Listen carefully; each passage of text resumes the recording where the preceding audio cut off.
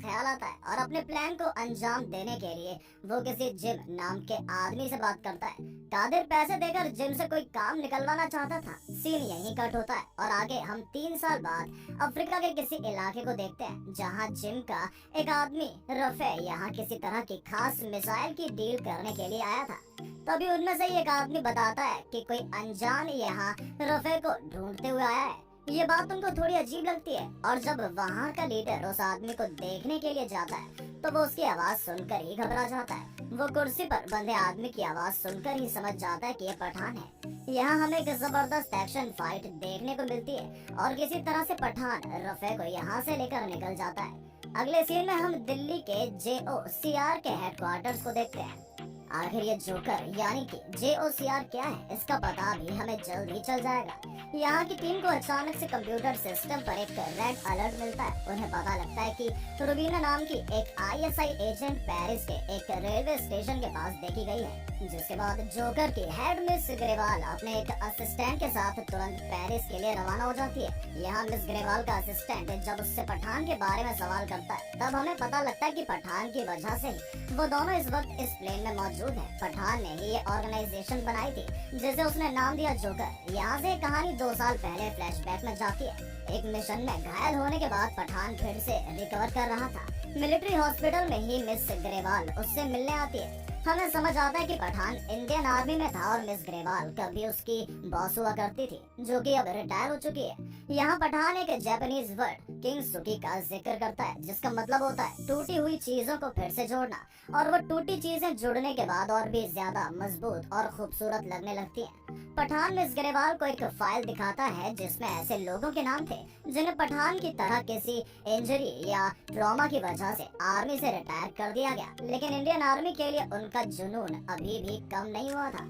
इसलिए पठान इंडिया के लिए नई ऑर्गेनाइजेशन बनाने की सोचता है जो कि उन मिशन को पूरा करने में मदद करेगी जो कि इंडिया के लिए जरूरी है। पठान उसे नाम देता है JOCR यानी कि joint operatives and covert research, और इस ऑर्गेनाइजेशन की हेड वो मिस ग्रेवाल को बनने को कहता है। आगे ये लोग कॉलोनल को मंजूरी लेकर अपना काम शुरू करते हैं। इन्हें पता लगता है कि कोई टेररिस्ट ग्रुप कॉन्ट्रैक्ट करके गैर कानूनी कामों को अंजाम दे रहा है और अब उनकी नजर दुबई में होने वाली एक कॉन्फ्रेंस पर थी जहां इंडियन प्रेसिडेंट इंडिया के 2 साइंटिस्ट के साथ इंडिया को रिप्रेजेंट करने वाले थे। इन्हें समझ आता है कि उस टेररिस्ट ग्रुप का टारगेट इंडियन प्रेसिडेंट हो सकते हैं और अगले दिन ही पठान अपनी टीम को लेकर दुबई पहुंच जाता है। उनका टारगेट था उस टेररिस्ट ग्रुप के लोगों को पकड़ना। जब प्रेसिडेंट और दोनों साइंटिस्ट कॉन्फ्रेंस के लिए निकलते हैं तब पठान और उसकी टीम भी उन पर नजर रखे हुए थी। इसी दौरान पठान को समझ आता है कि टेररिस्ट का टारगेट प्रेसिडेंट नहीं बल्कि वो दोनों साइंटिस्ट हैं। लेकिन अब तक काफी देर हो चुकी थी। कोई मास्क पहना आदमी उस गाड़ी को पलटा देता है जिसमें वो दोनों साइंटिस्ट ट्रेवल कर रहे थे, और यहाँ हम जिम का चेहरा देखते हैं। जिम एक हमर गाड़ी में उन दोनों साइंटिस्ट को किडनैप करके वहाँ से ले जाने लगता है। हालांकि पठान और उसकी टीम जिम को रोकने की कोशिश करते हैं, लेकिन वो एक ऐसा करने में नाकामयाब रहते हैं और जिम उनकी आंखों के सामने से ही उनमें से साइंटिस्ट डॉक्टर साहनी को किडनैप करके वहाँ से ले जाता है। आगे कॉलोनल की बातों से पठान को पता लगता है कि जिम कभी रॉ का एजेंट हुआ करता था, लेकिन किसी टेररिस्ट की नजर में आने की वजह से उन टेररिस्ट ने जिम और उसकी पत्नी को किडनैप कर लिया और बदले में उन्होंने 10 करोड़ रुपयों की डिमांड की। लेकिन रूल्स के अकॉर्डिंग रॉ टेररिस्ट से नेगोशिएशन नहीं करती, जिस वजह से उन्होंने जिम की पत्नी को मार डाला, लेकिन जिम किसी तरह से जिंदा बच गया।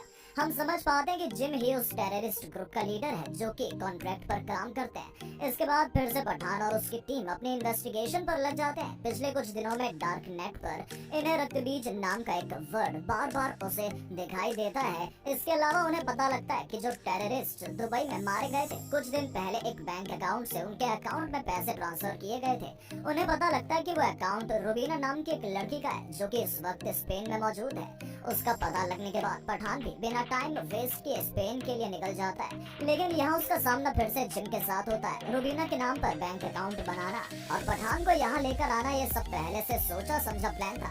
जिम की बातों से ही पठान को पता लगता है कि उसकी टीम में अलग अलग देशों के प्रोफेशनल्स हैं जो उसके साथ सिर्फ पैसे के लिए काम करते हैं, और उन्हीं में से रुबीना भी एक है जो कि पाकिस्तान की एक्स ISI एजेंट है। हम देखते हैं कि जिम अपने आदमियों को पठान को खत्म करने का ऑर्डर देकर वहाँ से निकल जाता है, लेकिन अचानक से रुबीना अपने ही साथियों पर हमला करने लगती है। ये देखकर पठान भी थोड़ा हैरान होता है। हम देखते हैं कि रुबीना अपनी जान पर खेलकर पठान की जान बचा लेती है। आगे पठान को पता लगता है कि रुबीना एक्स एजेंट नहीं बल्कि अभी भी आईएसआई के लिए काम करती है, जो सिर्फ जिम के इरादों का पता लगाने के लिए उसके साथ है।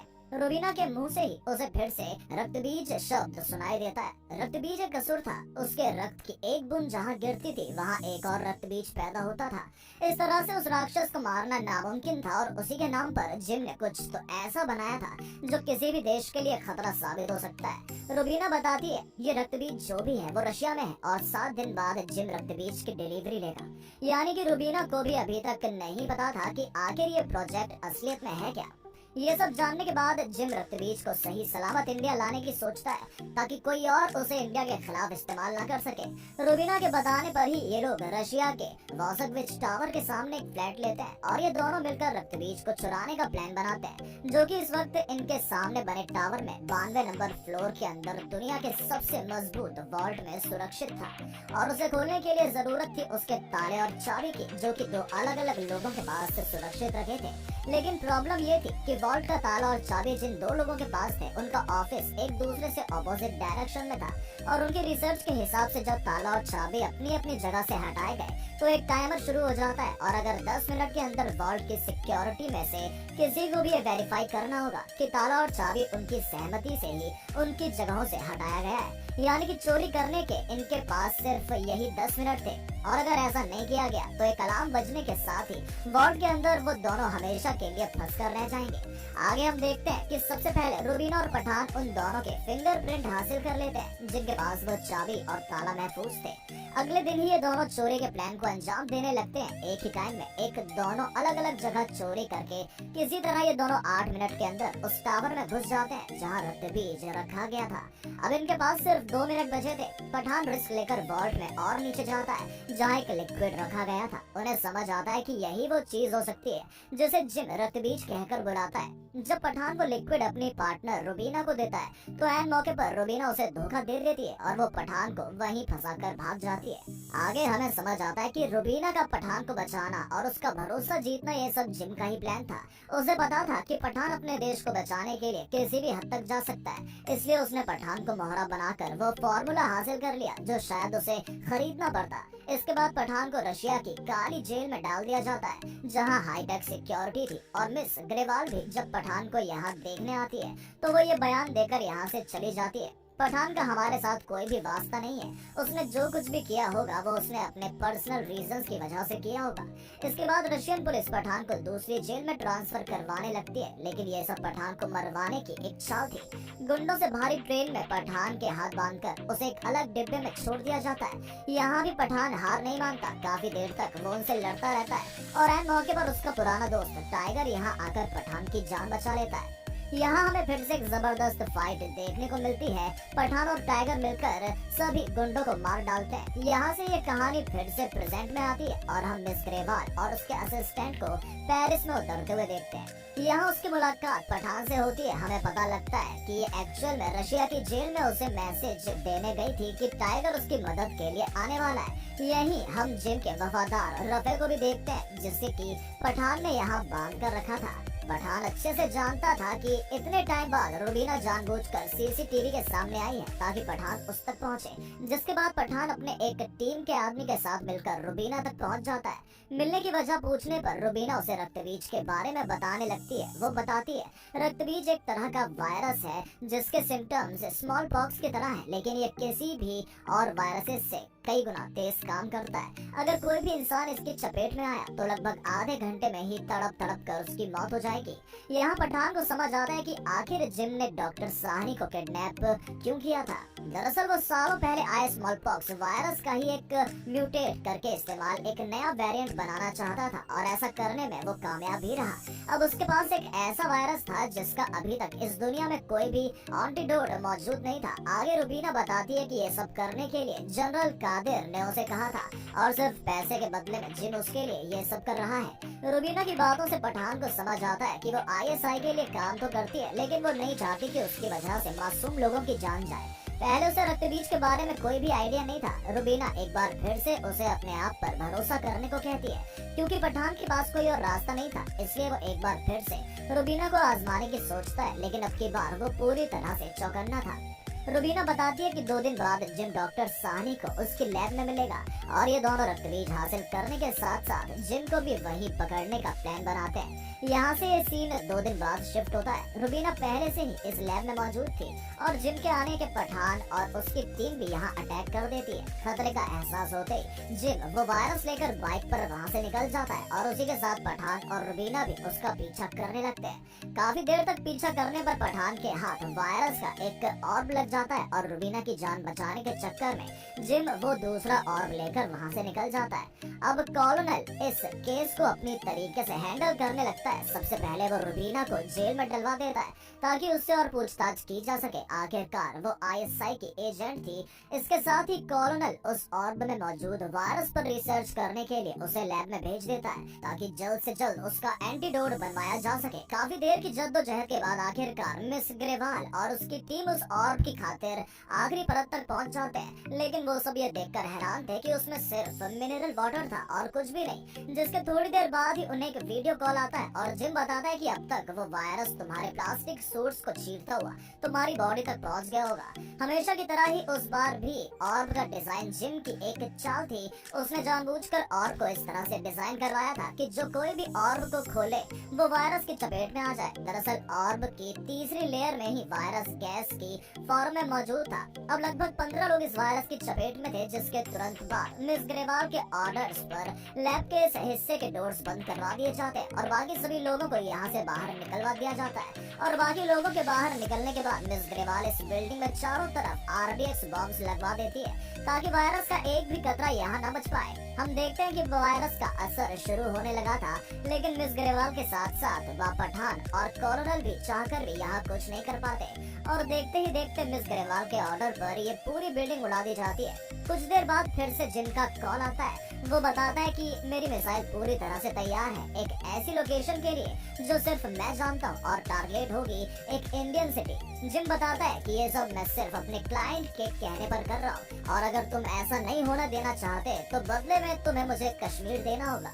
अगर अगले 24 घंटे में एक भी इंडियन सोल्जर या तिरंगा कश्मीर में नजर आया तो ये मिसाइल लॉन्च हो जाएगी। ये सुनकर कॉलोनल और बाकी सभी टेंशन में आ जाते हैं। दूसरी तरफ पठान रफे को टॉर्चर करता है ताकि वो जिम का ठिकाना पता लगा सके और जब पठान रफे को उसकी फैमिली को मारने की धमकी देता है तो रफे बताता है कि मिसाइल भी अफगानिस्तान में है, लेकिन उसे भी शहर का नाम मालूम नहीं था। और इतना पता लगते ही पठान रुबीना और अपनी टीम को लेकर अफगानिस्तान की तरफ निकल जाता है। अगले ही दिन इंटरनेट पर एक और वीडियो वायरल होता है जिसमें अफगानिस्तान के ही एक गाँव रक्तबीज जैसा ही एक वायरस फैल रहा है। ये देखकर जनरल कादिर जिम पर गुस्सा करने लगता है क्योंकि उसे लगता है कि जिम ने पैसों के लिए ये वायरस किसी और को बेच दिया। जिसके बाद जिम अपने कुछ आदमी उस गांव में भेजता है ताकि वो सच्चाई का पता लगा सके, लेकिन ये सब कुछ पठान की एक चाल थी ताकि वो जिम के आदमियों के जरिए उसके ठिकाने तक पहुंच सके और पठान की ये चाल काम कर जाती है। वो जल्द ही जिम के ठिकाने तक पहुंच जाता है और देखते ही देखते इनके बीच गोलीबारी होने लगती है। पठान अपनी टीम को मिसाइल से और निकालने को कहता है और खुद वो जिम के पीछे जाता है। हम देखते हैं कि जिम फ्लाइंग सूट पहनकर वहाँ से कहीं दूर जाने की कोशिश करता है और पठान भी उसका पीछा करने लगता है। काफी देर बाद जब आखिरकार पठान की टीम उस मिसाइल को खोलने में कामयाब होती है तब उन्हें समझ आता है कि यहाँ भी जिम उनसे एक कदम आगे चल रहा है। ये मिसाइल सिर्फ एक डायवर्जन थी, जिम का असली प्लान क्या था ये बात अभी भी वो लोग नहीं जान पाए थे। यही बात रुबीना पठान को बताती है और कुछ देर पीछा करने के बाद पठान जिम को जमीन पर गिरा देता है। यहाँ उसे पता लगता है कि जिम ने दरअसल एक इंडियन प्लेन को अपना टारगेट बनाया है जो कि अगले कुछ मिनट्स में ही दिल्ली में लैंड करने वाले हैं, जिसके बाद ये वायरस पूरी दिल्ली को अपना शिकार बनाने वाला है। और का टाइम शुरू हो चुका है जो कि सिर्फ 6 मिनट में पूरा प्लेन में फैलने वाला था।